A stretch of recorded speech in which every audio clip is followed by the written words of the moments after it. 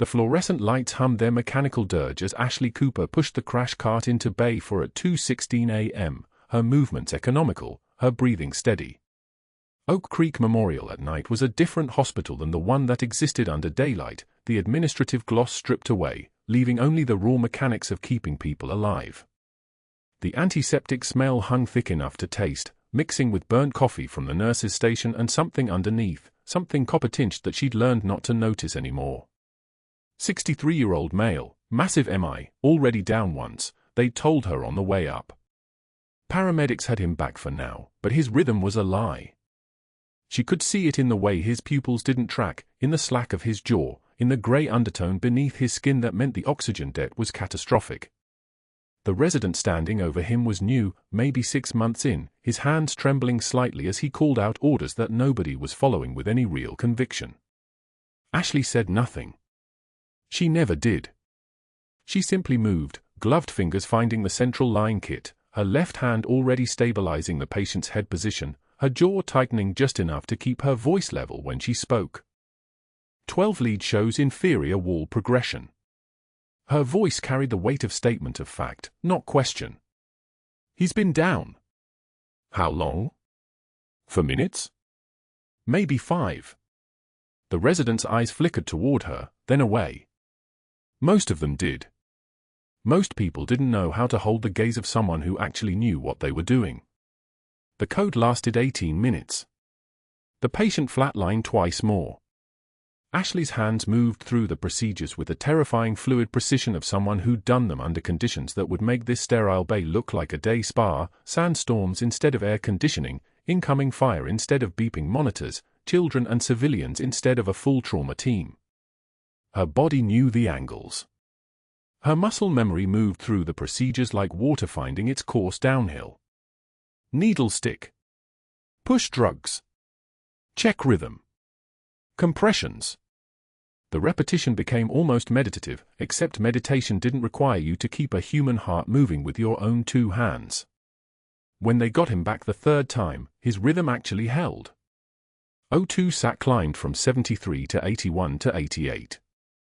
The resident exhaled like he'd been holding his breath the entire 18 minutes, which he probably had been.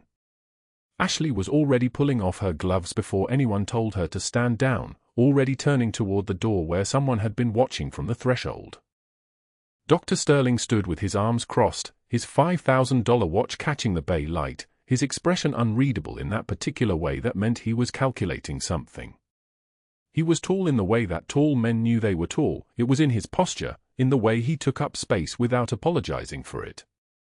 His scrubs were too crisp, too bright blue, like he'd just put them on for rounds instead of having worn them all night. He watched Ashley move past him without acknowledgement, watched the way she moved with neither hurry nor hesitation, and then he looked back at the patient on the table, alive because this quiet nurse with the careful eyes had not let him be dead. Ashley Cooper had been working night shifts at Oak Creek Memorial for 8 months, which meant she'd been invisible for 8 months. Night shift was where the hospital hid its complications. Day shift was performance art, administrators in their press jackets walking the halls like they owned them, families gathering around beds with controlled emotions and careful questions. Night shift was when the staff that couldn't talk about what they'd seen got to work in peace. Ashley preferred it. She preferred the dark, the silence, the absence of supervision. She preferred being forgotten. What she hadn't realized was that forgetting her was going to make Dr. Sterling nervous. He'd owned Oak Creek Memorial's billing apparatus for 6 years now, not officially, never officially, but the numbers didn't lie. Emergency department consultation codes that padded the bills of patients who'd never seen a specialist. Phantom diagnostic procedures for patients already discharged. Upcoded surgical classifications that bumped routine procedures into higher reimbursement brackets. It was delicate work, the kind of work that required staff who asked few questions and fewer still about the ethics of the thing. The billing department knew not to ask. The coding department received quarterly bonuses that kept their eyes down. Most of the nursing staff either didn't care or didn't notice. Ashley Cooper, though. Something about the way she moved through those 8 months suggested that she noticed everything. Sterling had first become aware of her during her 2nd week, when she'd caught a billing code error on a discharge summary without being asked to review it, had flagged it to the charge nurse with the kind of gentle, quiet firmness that suggested she'd done this before. The charge nurse had been grateful. Sterling's billing contact had not been. By month 3, he'd started watching her movements through the hospital, the way she'd pause at the charting stations, the way her eyes tracked across documents like she was reading for meaning rather than just completion. It wasn't aggressive.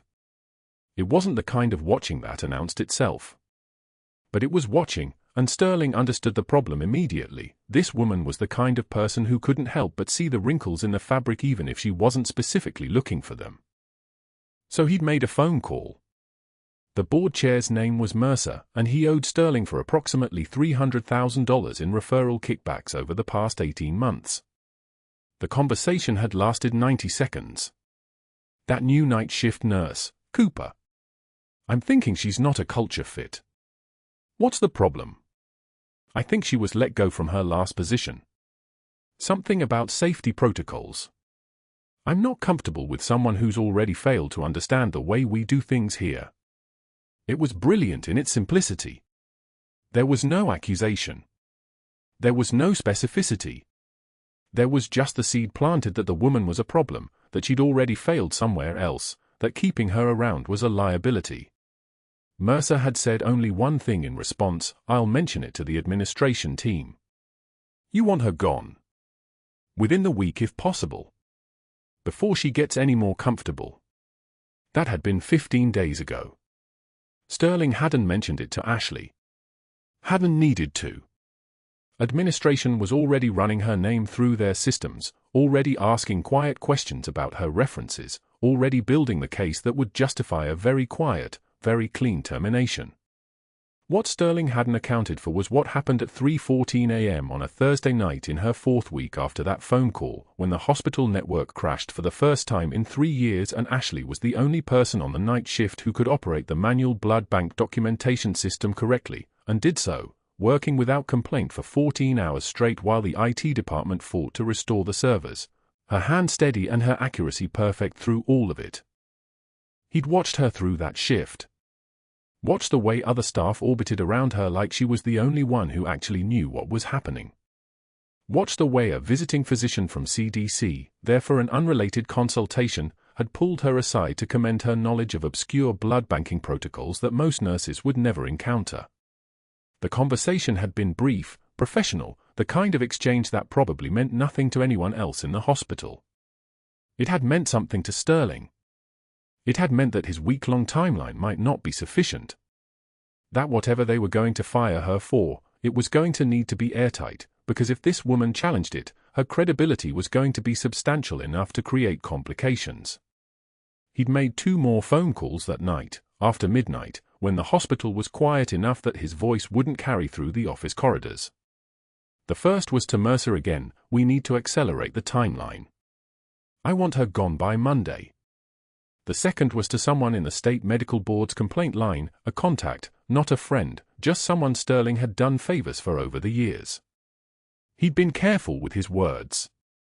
Careful enough that when he mentioned a nurse who seemed to be administering medications without proper physician authorization, it sounded like a genuine safety concern rather than the pure fiction it was. The complaint would take time to investigate, but the filing itself would be enough. Once it was in the system, once it was documented, it would begin its own slow machinery of destruction. Ashley wouldn't know about it for a few days, maybe a week.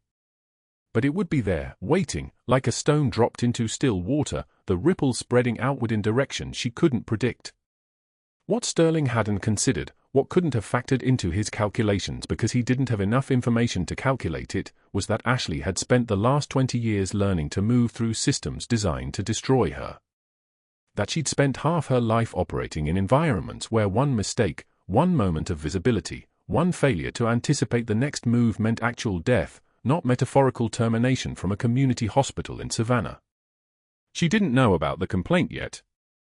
She didn't know about Mercer's timeline or Sterling's phone calls or the small machinery of her own erasure that was already in motion. What she did know was that something had shifted.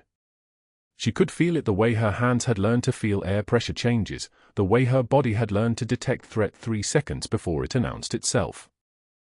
On her break at 4 a.m., she sat alone in the back corner of the cafeteria, the corner where the security cameras had a dead spot, the one nobody used, and held her coffee with both hands.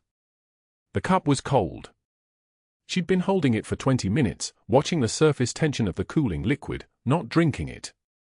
Her left leg ached. It always did around this time of morning, the phantom pain in the femur that had been shattered by IED shrapnel 20 years ago, that had been rebuilt with plates and pins and the kind of surgical skill that only existed in military trauma centers. The pain was information. Pain was data. It meant the barometric pressure was dropping, which meant weather patterns were changing, which meant that whatever was happening in the hospital's atmospheric pressure, the invisible shifts in behavior and attention, was correlating with something real, something she could track if she paid attention. She paid attention to everything. The only thing she allowed herself to keep was a faded unit patch in her locker, wrapped in tissue paper so thin it was almost transparent. She'd looked at it once, in her 3rd week, and that had been enough. The 75th Ranger Regiment crest, the colors faded from decades of being carried in rucksacks and cargo pockets, worn soft by hands that had been steady long before they were steady enough to start force on crashing patients. She'd touched it for exactly 3 seconds, and then she'd wrapped it back up again and tucked it under her spare socks, under everything else that could hide it from casual discovery. But that wasn't the worst part. The betting pool was up to $80 by Wednesday afternoon. Dr. Sterling announced it in the doctor's lounge during lunch, voice pitched loud enough to carry across the room like a command. I give the new girl 1 week before she quits. $20 says she's crying in her car by Friday. 3 residents laughed and pulled out their wallets without hesitation. Sterling's presence had that effect on people, the gravity that pulled compliance in his direction. He wore his arrogance the way other men wore cologne, and it worked. The interns didn't question him. The nursing staff deferred. The hospital administrator returned his calls within minutes. No one asked why he cared so much about a night shift nurse who'd been at Oak Creek for exactly 8 months. What Dr. Sterling didn't know was that Ashley Cooper had survived things that would have shattered ordinary people into fragments too small to reassemble. She'd spent 20 years holding other people's lives in her hands while her own life depended on keeping her hands perfectly steady. She'd been shot twice, blown up once, and had extracted a bleeding 8-year-old from a collapsed school while rounds cracked overhead like applause. A betting pool in a hospital lounge was not a threat. It was noise. The first strike came in the cafeteria during the lunch rush on Thursday. Sterling walked past Ashley's table with his tray held at chest height, his movements casual, his timing precise. His hip caught the corner of her plate with the efficiency of someone who'd calculated the angle beforehand. The tray went airborne. Salisbury steak and green beans splashed across the tile floor in a wet, humiliating arc. The sound of the plate shattering cut through the cafeteria chatter like a gunshot, and suddenly 24 staff members turned in unison to stare. "Oh, Butterfingers," Sterling said, his smile bright as dental work. "Maybe nursing isn't your calling." He didn't offer to help. He didn't apologize. He just walked away, his shoes clicking against the floor with the rhythm of a clock counting down. Ashley took one measured breath. She kneeled to clean it up, her movements deliberate, refusing the hurried scramble Sterling had been anticipating. Her hands didn't shake. Her face showed nothing, not anger, not humiliation, not the crack he was looking for. She simply knelt, wiped, disposed, and returned to her meal as if the interruption had been no more significant than a weather report. An intern sitting 3 tables over watched this with something like confusion. He'd expected tears. Everyone expected tears. Instead, he got composure that looked less like resignation and more like the eye of a hurricane holding perfectly still. The second strike came during afternoon rounds the next day. Sterling stood in front of 4 interns and the nursing station's central desk, patient chart in hand. Without warning, he threw it. Not dropped. Threw. The chart spun through the air and landed at Ashley's feet with the deliberate cruelty of a man testing how far he could push before something broke. The impact scattered loose pages across the linoleum like snow. "Pick that up, sweetheart," Sterling said, his voice smooth as oil. "That's what you're here for, right?" The real thinking happens up here. He tapped his temple with one finger, smile in place, eyes watching like a predator watching prey decide whether to run. The interns held their breath. This was the moment. This was where the new girl would cry or quit or both. This was where Sterling's theory would be proven correct. Ashley bent slowly. She retrieved every page, organized them in proper sequence, and stood. She held the chart out to him with both hands, a gesture almost formal. And then one tear escaped down her cheek. Just one. She didn't wipe it away immediately. She let it fall where it would, then wiped it away with the back of her hand, never breaking eye contact. When she spoke, her voice was quiet, but it carried the weight of still water, the kind that moves with terrible purpose once it decides to move. If you spent half this energy on your patients instead of your billing codes, Mr. Caldwell in 304 might still have his leg. She paused. He was supposed to go home Tuesday. Instead, he's being transferred to long-term care because his post-operative infection was missed for 72 hours while you were making phone calls about insurance audits. The interns went silent. The kind of silence that happens when people realize they've been standing on the wrong side of a line they didn't know existed. Sterling's smile froze on his face, not fading but calcifying, becoming something brittle and dangerous. His jaw clenched once. His hand tightened on the chart. For a moment, something flickered across his expression, not rage, but something worse. Recognition. This woman knew things she wasn't supposed to know. This woman had been watching. This woman was not, in any sense of the word, what she appeared to be. Excuse me. Sterling's voice had changed. Dropped an octave. The casual cruelty had been replaced with something sharper, more focused. Ashley turned away without answering. She returned to her computer, her posture unchanged, her breathing steady. But Sterling stood there for another 10 seconds, watching her back as if he could read answers there. The betting pool had reached $120. He was about to cash in on exactly the wrong bet. That night, sitting alone in her car in the employee parking lot, Ashley's hands finally shook. Not from fear. From the effort of restraint. Her fingers trembled as she gripped the steering wheel, muscles remembering other parking lots, other moments when composure had meant the difference between living and dying. She pressed the heel of her hand against her chest, where the scar tissue from a bullet wound in Sanjin Valley pulled tight when her heart rate climbed. The trembling wasn't fear. It was restraint. It was 20 years of training, compressed into the space between heartbeats, fighting against the reflex to do something that would end careers rather than preserve her own position. She started the engine after 20 minutes. Drove home through rain that hammered the windshield like applause. Didn't cry. Wouldn't cry. The tears had been tactical, a single one, released with precision, the kind of gesture that made men underestimate what they were actually looking at. She'd learned that trick in Kandahar from a woman who'd infiltrated a Taliban cell by being so quiet, so compliant, so apparently helpless that they'd forgotten to search her for the radio she was using to call in drone strikes. Ashley knew how to be what people expected to see. The trick was remembering, when the performance was over, who she actually was underneath the mask. But that wasn't the worst part. 2 weeks passed with Sterling watching her like a hawk watching a field mouse, waiting for the real mistake that would give him legitimate cause. Ashley gave him nothing. She worked her shifts with the same efficiency that had marked her since day one. Her medication counts were perfect. Her patient notes were thorough. Her handoff reports were precise. She was, from every measurable angle, exactly what a nurse should be. But Sterling had tasted something in that moment at the nurse's station. He'd felt the resistance. He'd watched the mast slip just enough to register that there was something underneath it. So he made a phone call. Sat in his office with the door closed, speaking to a private investigator he kept on retainer for the occasional need to vet employees who asked too many questions about billing procedures. "I need a background check on Ashley Cooper, RN, he said quietly. "Everything. I think she's lying about her credentials."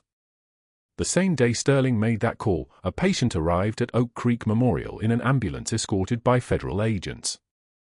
Rashid Ahmadi, 34 years old, transferred from a federal immigration detention facility where he'd been cooperating with investigators regarding terrorist finance networks. He presented with acute abdominal pain, fever at 103.4, and the elevated white count of acute appendicitis. He was admitted to the ER bay and flagged in the system as requiring federal observation at all times. Ashley wasn't scheduled that day, but she was called into cover when a nurse called out sick. It was coincidence, the kind that happens thousands of times every day in hospitals across the country: a staff shortage, a phone call, a shift swap, a life redirected by 10 minutes notice. She arrived for her shift at 11 p.m., changed into fresh scrubs in the locker room where the smell of disinfectant and laundry soap hung thick as memory, and checked the assignment board. Exam Room 6. Acute appendicitis. Federal observation required. She'd never seen his face in daylight. She'd seen it through a rifle scope in the dust of Marja. She'd seen it at a checkpoint 3 days before the school bombing, when he'd walked toward the coalition lines with his hands up, offering intelligence that turned out to be worthless. She'd seen him in photographs briefing rooms had circulated, tagged as a person of interest, a low-level operative, no immediate threat. When she opened the door to Exam Room 6 and saw him lying on the bed with an 4 already started, her vision tunneled. Not from fear. From recognition. The kind that lives in the nervous system, in the part of the brain that categorizes threats and survival and the names of people you've spent 20 years trying to forget. Rashid's eyes widened. He knew the moment he recognized her. His hand moved, reaching for something, and the federal agent stationed outside the room tensed. But Rashid stopped. He'd recognized her, yes, but not as a threat. As something else. Something that didn't compute. You, he whispered in broken English. You were in Marja. I remember. You were the one who. His sentence trailed off. His eyes moved across her face, trying to place her in a context that made sense. Ashley's hands were steady as she checked his assessed his fluid intake, verified his vital signs. Her voice was barely audible, pitched low enough that only Rashid could hear it beneath the ambient hum of monitors and ventilators. You have appendicitis, she said. We're going to treat you. But Rashid kept staring. Memory was working behind his eyes, pieces moving into place like a puzzle finally resolved. The school, he said quietly. The boy. You carried him. You pulled him from the rubble. I saw you. I remember your face. He paused. That wasn't supposed to happen. Ashley finished checking his and turned away. She didn't answer. She documented his admission, ordered his labs, notified the surgeon on call. Her movements were precise, efficient, clinical. No indication that anything had changed. No sign that the past had just walked into her present wearing a hospital gown and federal observation status. But Dr. Sterling, watching through the observation window, noted her reaction. Noted the pause in her movements when she first saw the patient. Noted the way her voice dropped below its normal register. Noted how her hands lingered on the foresight, the way someone might linger if they were trying to decide whether to help or harm. He filed it away with everything else he'd been collecting. Another piece of the puzzle. Another reason she didn't belong. Another data point in his growing certainty that Ashley Cooper was lying about something fundamental. He made another call. Same investigator. Same urgent tone. Expedite the background check, Sterling said. I think she has direct knowledge of a federal immigration case. There might be security clearance issues. The rain hammered against the windows of Oak Creek Memorial. Inside, Ashley finished her shift without speaking to Rashid again. Outside, federal investigators were quietly beginning to ask questions about how a known operative had recognized a civilian nurse in an American hospital. Rain hammered the ambulance bay like automatic weapons fire, and Ashley knew that sound in her bones before she heard it. Thursday night. 23 minutes past 11. The kind of storm that turned Savannah streets into rivers and made every trauma worse because it always did.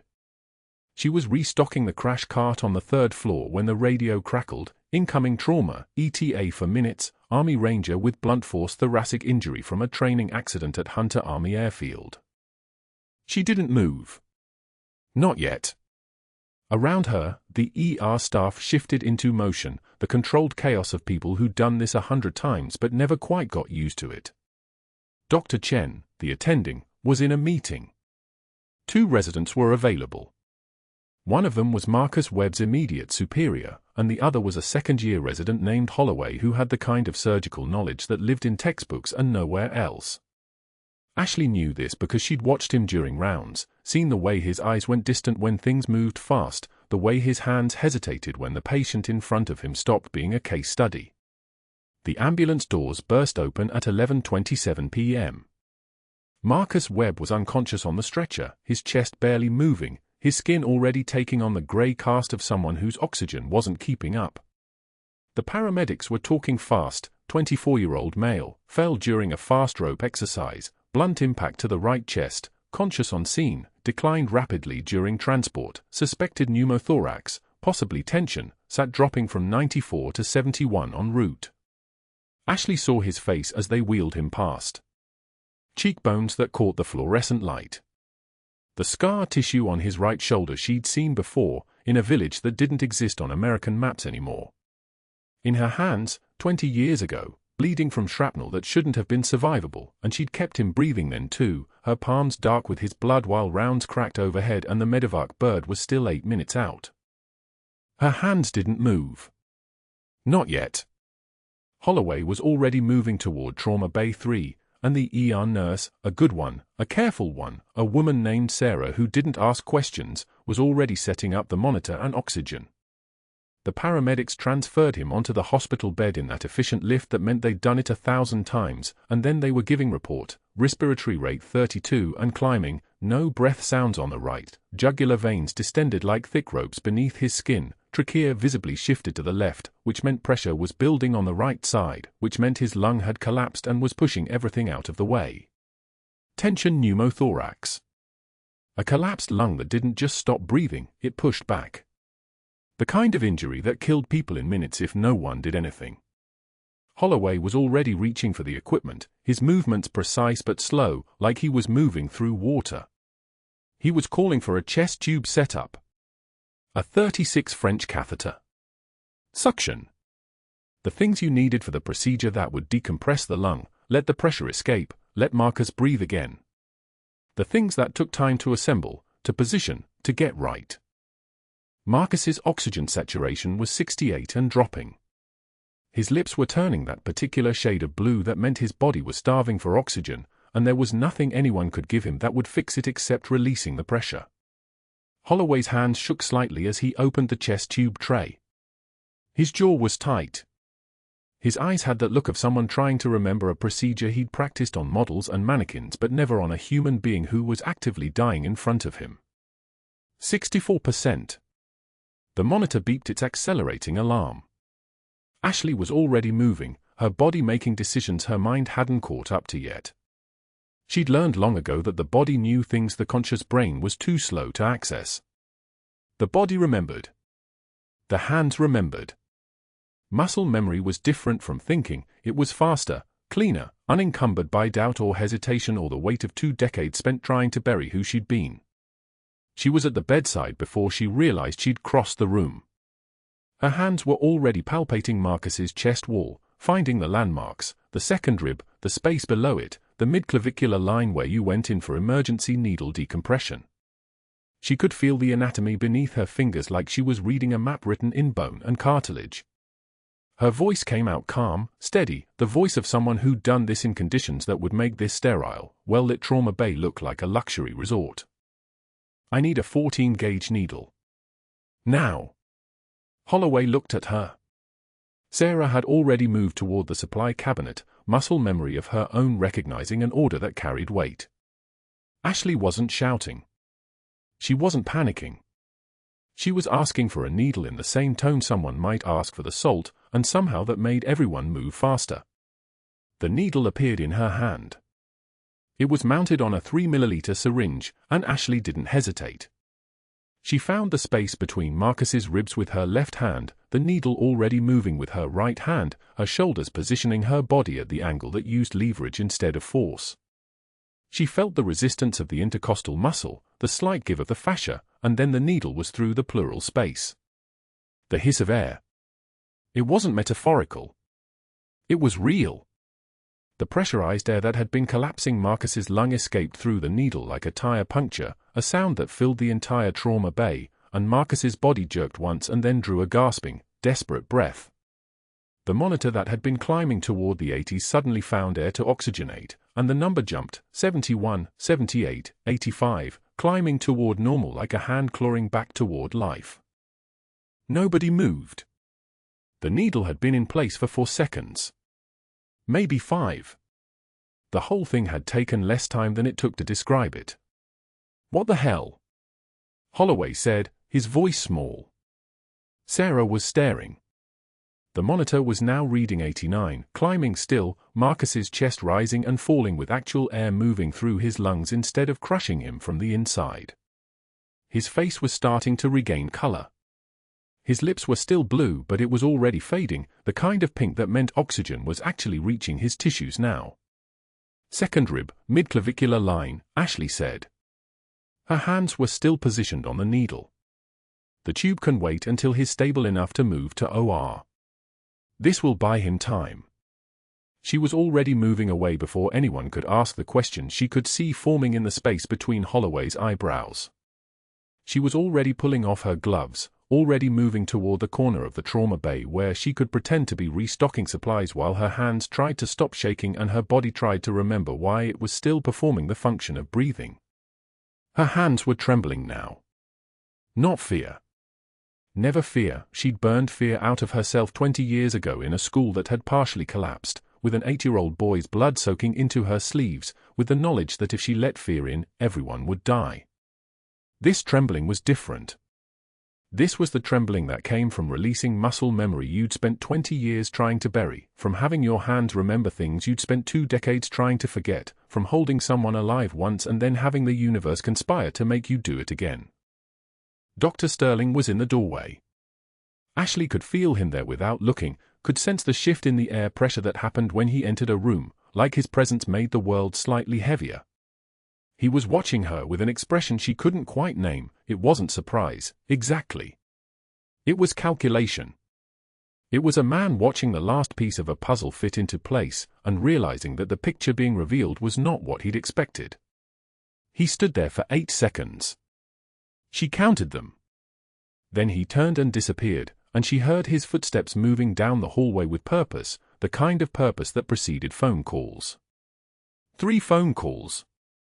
That's how long it took. The first one was to Board Chair Morrison, who owed Dr. Sterling referrals worth approximately $400,000 a year. We have a situation with one of the nursing staff. Serious scope of practice violation. Performed an advanced procedure without authorization. We need to address this before it becomes a liability issue. The second phone call was to the HR director. I need to file a formal complaint. Immediate termination paperwork. Unauthorized medical procedures, performing interventions outside nursing scope of practice. Get it documented before end of business tomorrow. The third phone call was to his investigator friend. Accelerate the timeline. I don't care what it costs. I need everything on this nurse by Monday morning. Everything. And if there's something that doesn't add up, I want to know how it doesn't add up. Ashley locked herself in a supply closet on the 2nd floor and took 10 measured breaths, the way she'd been taught to do in the very first week of combat training, when instructors taught you how to control your nervous system the way you might control a weapon. Breathing was discipline. Breathing was survival. Breathing was the thing you did when the world started fracturing into before and after. The fluorescent lights buzzed overhead. The storage shelves around her held bandages and gauze pads and saline flushes, the mundane tools of keeping people alive in small increments. And behind her eyes, there was a school in Marja with half its roof missing and a boy with shrapnel embedded in his ribs and shoulders, and she was the only adult on her feet in a 30-meter radius because everyone else was either dead or pinned down, and the medevac bird was still 8 minutes out, and his blood was so dark it almost looked black against her hands. Her hands were still shaking. But they would stop. They always did.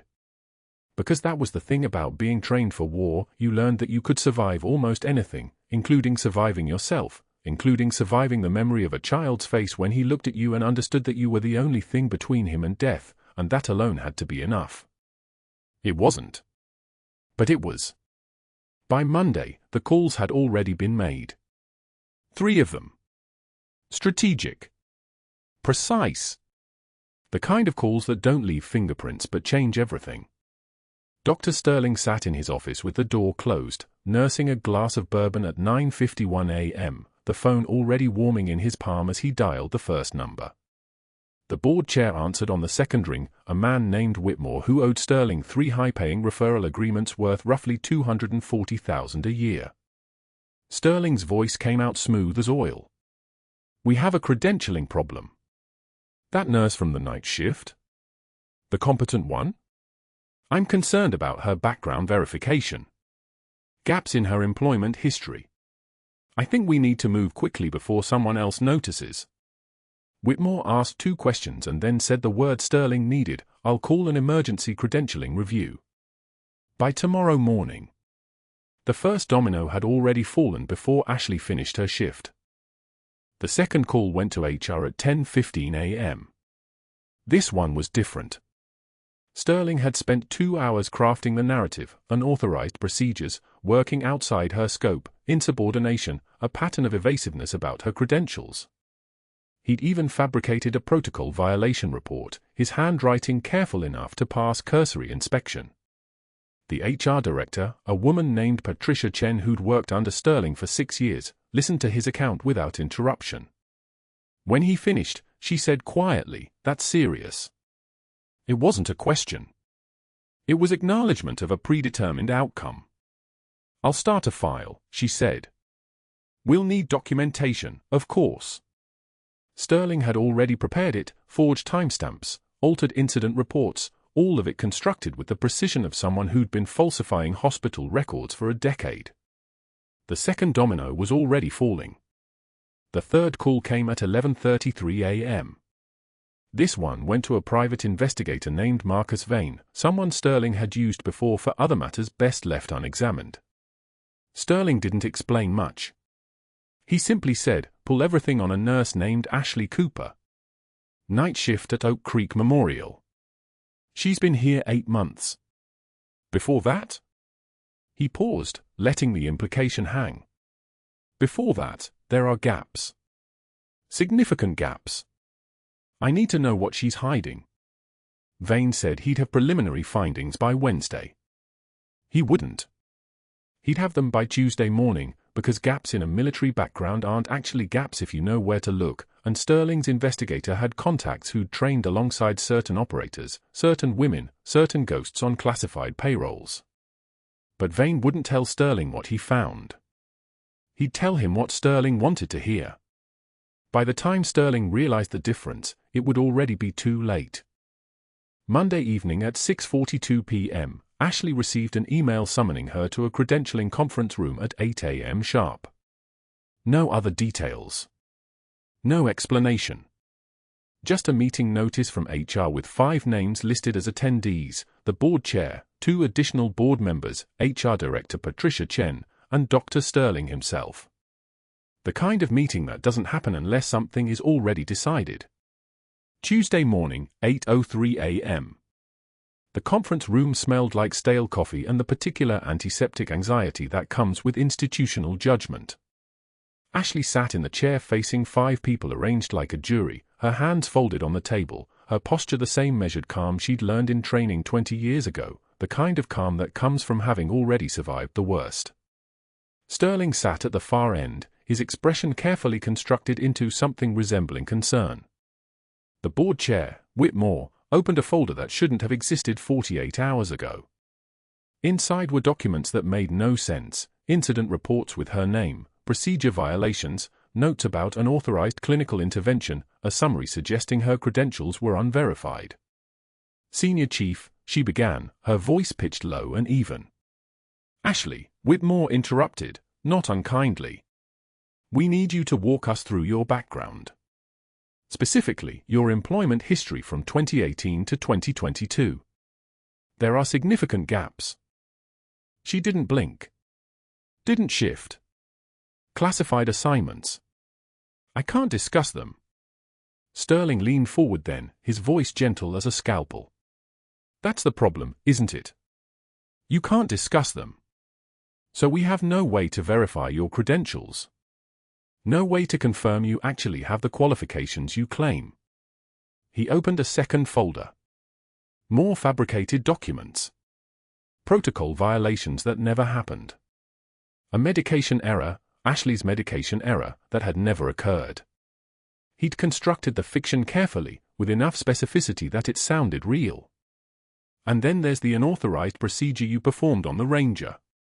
I saved his life, Ashley said quietly. That's not the question, Patricia Chen said, her voice apologetic because she genuinely didn't understand what she was participating in. The question is whether you followed proper protocols. Whether you acted within your scope. Ashley understood then. This wasn't a credentialing review. This was execution. Clinical and efficient. Sterling had orchestrated every piece, made every call, forged every document, and now he was watching her career collapse with the same detached satisfaction he'd watched her suffer through the cafeteria incident and the chart throwing and the public accusations. He was watching her lose everything, and his face carried the expression of a man who'd finally managed to break something he couldn't control. The meeting lasted 17 minutes. The board's recommendation was unanimous. Immediate administrative leave pending full investigation. Security badge surrendered. Locker cleared. No severance discussion. Just a cardboard box and the walk out the door that Sterling had orchestrated since the moment he'd first noticed her hands were too steady for someone with nothing to lose. At 9:56 a.m., exactly 24 hours after Sterling made his first phone call, Ashley stood at the staff lockers with a cardboard box growing heavier in her hands. The night shift nurses watched from a distance, their faces carrying the particular sadness of people who understood they'd just witnessed something they shouldn't have survived.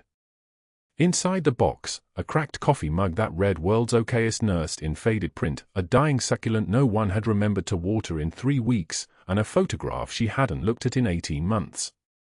The photograph. 8 faces arranged on a rooftop in Helmand Province, the Hindu Kush Mountains visible in the background, every one of them smiling because you smile for the camera before the IED, before the compound gets hit, before 4 of them don't come home. Before her world compressed down to survival and nothing else. She was sitting at the bus stop on Bull Street at 11:52 a.m. when the rain started. Not drizzle. Not gentle afternoon rain.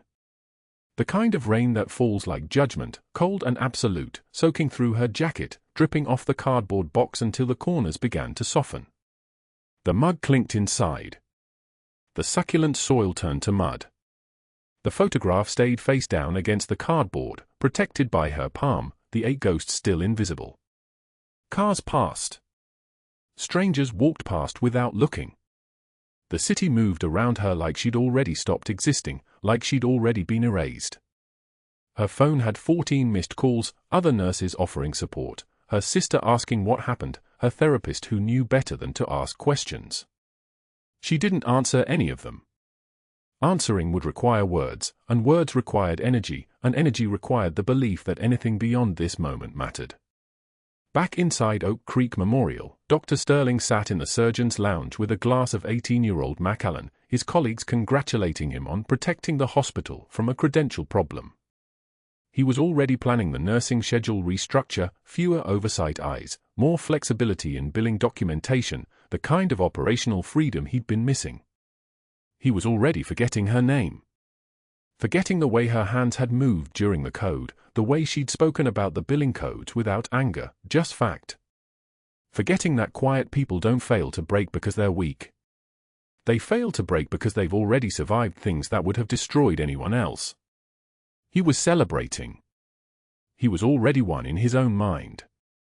But that wasn't the worst part. That wasn't even close to the worst part.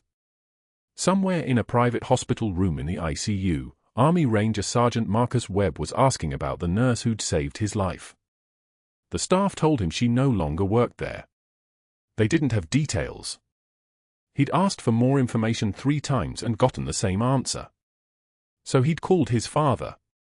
General James Webb, 4-star, decorated across 3 administrations, currently stationed at the Pentagon, had listened to his son describe a woman with steady hands and a quiet voice who'd performed a needle decompression that shouldn't have worked but did. A woman who'd disappeared the same day Sterling had called the board. A woman whose name was Ashley Cooper. The general had gone very still when his son said the name. Then he'd asked his son to describe her. 5'8". Grey eyes. A scar on her left forearm that looked like shrapnel. Hands that moved like someone trained. And then General Webb had hung up the phone and made a single call to a contact at the Pentagon who owed him several favors. "I need you to find someone," he'd said. "I need you to find her. And I need to know everything." The search had taken exactly 4 days. Sometimes legends don't want to be found, but their legends have a way of resurfacing when they're needed most. Sometimes the quietest person in the room is the one holding everything together. 2 weeks of silence. 2 weeks of rent notices and eviction warnings and the kind of quiet that comes after your life gets packed into a cardboard box. Ashley had applied to 3 private clinics, 2 urgent care centers, and 1 hospice facility in Jacksonville. Every rejection arrived with the same clinical courtesy: background check issue, credential verification pending, we'll keep your resume on file. Dr. Sterling had been thorough. She was working nights at a Quickmart on Victory Drive when the call came at 2:48 a.m., her manager gesturing to the store phone with an expression that suggested this never happened. Oak Creek Memorial. Staffing emergency. Flu had decimated the night shift. They needed bodies, and they needed them now. The administrator's voice on the phone didn't recognize hers, which told her everything about how completely Sterling had isolated her inside the system: a phantom nurse, a disappeared person, a name attached to nothing but suspicion. 12-hour shift, the administrator said. Double time. We're in crisis mode. Rent was due in 4 days. Ashley's savings would cover 2 weeks if she stopped eating more than once a day. She said yes before she could say no. The parking lot at Oak Creek Memorial was slick with rain that fell like accusation, and her uniform, the backup set she'd bought with her own money, not the hospital scrubs, felt borrowed on her skin. She'd almost not come. Pride whispered that she should stay gone, that walking back through those doors meant accepting the narrative Sterling had constructed. But pride didn't pay utilities. Pride didn't explain the eviction notice taped to her apartment door. So at 11:18 p.m. on a Tuesday, Senior Chief Petty Officer Ashley Cooper, the rank nobody knew, the history nobody suspected, the woman who'd held a perimeter under fire with a shattered femur, clocked into work the night shift at the hospital that had discarded her like contaminated waste. The ER was controlled chaos. 3 traumas came in the first 2 hours: a car accident on Victory, a pedestrian versus delivery truck, a fall from scaffolding. Ashley moved through the noise like she'd never left, her hands finding the right equipment without conscious thought, her voice cutting through panic with the weight of someone accustomed to absolute obedience. A resident asked her opinion on a medication interaction and actually waited for the answer. A nurse called her good catch when she spotted a misplaced central line. Small kindnesses, unremarkable moments, the ordinary respect that should have been hers all along. At 2:34 a.m., the ambulance radio crackled. Incoming acute abdomen, 32-year-old male, severe peritoneal signs, vitals unstable, ETA 4 minutes. The medic's voice carried the particular stress of someone transporting an emergency that might not survive the drive. Ashley was prepping Trauma Bay 3 when the stretcher came through the doors, and the man on it, scarred face, weathered beyond his years, eyes that had seen decades instead of decades, met her gaze for exactly 1 second before recognition bloomed across his features like a wound reopening. "You," he whispered in broken English. "You?" "Senior Chief Marja." The room contracted. Time did something strange. Ashley's hands didn't stop moving. She was already reaching for his wrist to check the pulse, already assessing the acute abdomen, already calling for an ultrasound and surgical consult, but every nerve in her body ignited at once. The Taliban fighter from the school collapse. The man she'd carried from rubble during her third tour, the boy who'd been 8 years old and bleeding through her fingers as rotor blades screamed overhead. He was older now, scarred across the jaw, missing 2 teeth, but the eyes were unmistakable. Rashid Ahmadi. She'd learned his name years later, during a briefing about detainee rehabilitation programs. He'd renounced extremism, worked with coalition forces, disappeared into some Kabul safe house that was supposed to mean protection. He was looking at her like she was a ghost. Appendicitis, the medic reported, indifferent to the moment crystallizing in front of him. No pre-hospital diagnosis, patient was holding abdomen, coherent but declining. Temp 103.8, heart rate 118, blood pressure 94/61 and dropping. Ashley placed an 4-line with the kind of precision that came from practice performed under fire. 18-gauge angiocath, saline bolus, blood draw for labs. Her voice was steady, the voice she'd learned to use when telling people to move or to hold still or to try to breathe. Get the surgeon. Stat. This is hot. That's when the doors opened again. And Marcus Webb walked through them. He was moving slower than the last time she'd seen him, that recovery walk, still favoring his left leg, still building back the strength that a tension pneumothorax steals from you. But his eyes were clear, focused, and they found Ashley with the precision of a man who'd been searching for her across 2 weeks that probably felt like 2 years. You, he said. Not a question. A recognition. Senior Chief Petty Officer. The room went absolutely still. The kind of silence that precedes either salvation or catastrophe. The ultrasound tech froze. The resident froze. The surgical nurse froze. Ashley stood between 2 ghosts, one from her past trying to die on a stretcher, one from her immediate past trying to say thank you, and every single doctor and administrator present suddenly understood that there was an architecture to her story they hadn't been given access to. That the just a nurse they'd watched Dr. Sterling humiliate for 8 months was something else entirely. Something that had names in other languages. Something that had histories in countries they could barely find on a map. Get him to surgery, Ashley said. Her voice had changed. Dropped an octave. Stopped asking and started commanding. Appendectomy. Probable perforation. He needs antibiotics now, ceftriaxone and metronidazole, push doses. And somebody needs to explain to me why this man is checking himself out of whatever program had him, because if he dies on a surgical table in Savannah, Georgia, that is exactly the kind of diplomatic incident nobody wants. The resident blinked. Moved. Actually moved, because Ashley's tone was the tone of someone accustomed to being obeyed by people carrying weapons. Then the ER doors opened a 3rd time. A 4-star general in dress uniform stepped through, his bearing so composed it made the air pressure change, his presence so absolute that everyone instinctively straightened spine and adjusted collar. General Marcus Webb Sr. Father of the ranger who'd come to say thank you. Father of the boy who'd been 8 years old in Marja 20 years ago, extracted from rubble by hands that still remembered the texture of his blood. Senior Chief Petty Officer Ashley Cooper. The general's voice was pitched low, conversational, the kind of authority that didn't need to raise volume to be heard across an entire ER. I've spent the last 15 days looking for you. Started with your name in my son's medical records. Took some digging to find your actual service record. Classified records. Navy Cross for Valor in Marja. 2 Bronze Stars. Purple Heart, twice. The woman who held a perimeter for 6 hours with a shattered femur while extracting 12 civilians including my son. His eye swept across the assembled staff, the residents, the nurses, the administrators watching this moment transform in real time. You may know her as a night shift nurse. You know her as someone your colleague tried to destroy because she was competent enough to threaten his criminal enterprise. What you don't know is that she saved my boy twice. Once when he was a child in a collapsed building. Once when he arrived at this hospital with a collapsed lung and a room full of doctors who froze under pressure. The silence had weight now. Had texture. Had the specific gravity of truth landing on people unprepared to receive it.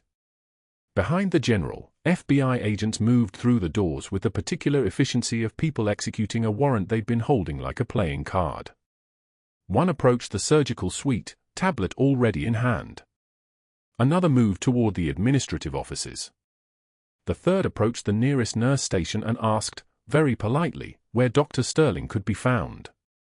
Dr. Sterling was in the physician's lounge, probably celebrating, probably already crafting the next iteration of his manipulation campaign. The agent who found him was polite about it. Professional. Handed him a document outlining 18 months of documented insurance fraud, systematic upcoding, phantom billing for procedures never performed, kickbacks from medical device companies, falsified patient records involving 37 patients. The evidence was meticulous. Hospital financial records. Device company contracts. Sterling's personal offshore accounts. And the private investigator who'd been hired to bury Ashley's background, he'd been working for the FBI for 6 weeks. Every report he filed, every investigation he conducted, every piece of misdirection he offered had been documented and catalogued and cross-referenced against existing federal fraud cases that suddenly, in hindsight, seemed to point directly at a doctor with expensive tastes and flexible ethics. Sterling's face went from red to white to something that resembled the color of surrender. "You don't understand," he tried. His voice had lost its certainty, had become the voice of a man watching his world compact into something manageable and terrible. This nurse performed unauthorized procedures. She lied about her credentials. The nurse you're describing, the general said, and his voice could have frozen nitrogen, held my son's severed femoral artery closed with her bare hands for 40 minutes while under enemy fire. She has more medical field experience than your entire department combined. And she saved my son's life twice while you were trying to destroy her career to cover your crimes. The same security guard who'd handed Ashley her cardboard box 2 weeks ago now approached Dr. Sterling with an identical box, already packed with the contents of his office, his diplomas, his framed photos, the small carved elephant a patient had given him before he'd learned to see patients as revenue streams. The guard's voice was professionally neutral. "I believe you know the way out, sir." Sterling was escorted from the hospital in handcuffs at 3:24 a.m., past nurses who wouldn't meet his eyes, past the cafeteria where he'd knocked Ashley's tray to the floor, past the locker room where he'd made bets on her failure. The board chair was arrested the same afternoon. The hospital administrator pleaded guilty within a week. The entire fraud network collapsed in 72 hours like a house built from nothing but arrogance and opportunity. 6 months later, Oak Creek Memorial created a position. Veteran Care Wing Director. Specialized programming for service members navigating civilian medical systems, for rangers with injuries that didn't fit civilian recovery timelines, for people who'd spent years in places where pain was information and you learned to live with what you couldn't fix. They offered it to Ashley with the kind of salary that suggested genuine remorse and a restructured board determined to undo what Sterling had built. She took it, because Marcus had mentioned that other rangers were coming home with untreated PTSD and medication regimens that weren't working, and because the work felt purposeful in a way that pretending to be an ordinary nurse never could. Her office had a window that actually opened. The walls were painted warm colors instead of institutional green. On the wall behind her desk, framed simply, hung the faded Ranger unit patch, the one General Webb had carried in his son's jacket lining for 20 years, the one he'd sewn into Marcus's uniform before his first deployment, the one that had survived 2 combat rotations and finally been presented to Ashley in a small ceremony she'd tried to avoid and remembered every detail of anyway. On a Tuesday morning in month 4, a young female veteran came to the clinic with night terrors and a medication list from the VA that wasn't working. Ashley sat with her for 90 minutes, didn't mention her own nightmares, didn't perform heroics. Just listened, adjusted medications, scheduled follow-ups, and let the woman understand that survival looked different on everyone and all the versions were valid. As the veteran left, Ashley looked at the patch on her wall and allowed herself a small smile. Marcus visited monthly, always bringing coffee, sometimes bringing other rangers who needed someone who understood without explanation.